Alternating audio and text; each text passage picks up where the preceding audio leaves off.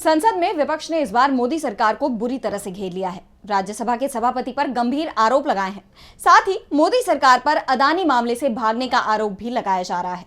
हालात ये हो गए हैं कि सत्ता पक्ष ही विपक्ष की आवाज को दबाने के लिए सदन में हंगामा मचा रहा है।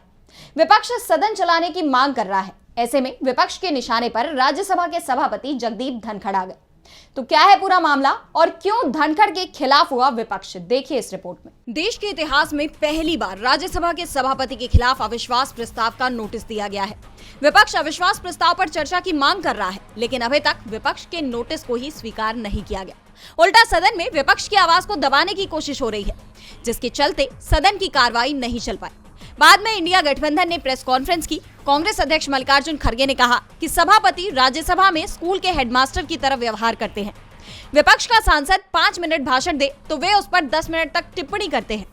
सभापति सदन के अंदर प्रतिपक्ष के नेताओं को अपने विरोधी के तौर पर देखते हैं।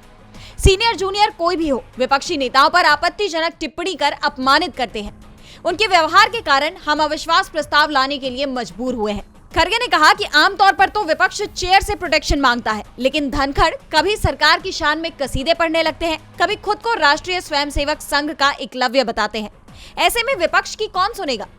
दूसरी तरफ विपक्ष के नेता राहुल गांधी लोकसभा अध्यक्ष ओम बिरला से मिले और उन्होंने बीजेपी सांसद निशिकांत दुबे की अपमानजनक टिप्पणियों को सदन की कार्रवाई से निकालने को कहा। राहुल ने कहा कि निशिकांत के आरोप निंदनीय है। इसके साथ ही उन्होंने कहा कि विपक्ष चाहता है कि सदन चले। हम चाहते हैं कि 13 दिसंबर को संविधान पर चर्चा हो, जो पहले से तय था। मोदी सरकार अदानी पर घिरी हुई है और वो इस पर बात नहीं करना चाहती, इसलिए मुद्दे से भटका रही है और सदन की कार्रवाई नहीं चलने दे रही है। राहुल ने यह भी साफ कर दिया कि विपक्ष अदानी के मुद्दे को नहीं छोड़ेगा। साफ है, विपक्ष सदन चलाना चाहता है, लेकिन सरकार विपक्ष के मुद्दों को दबाने के लिए सदन से दूर भागती दिख रही है।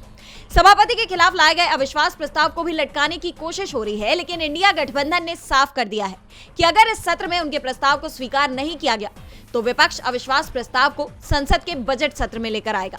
डीबी लाइव की रिपोर्ट।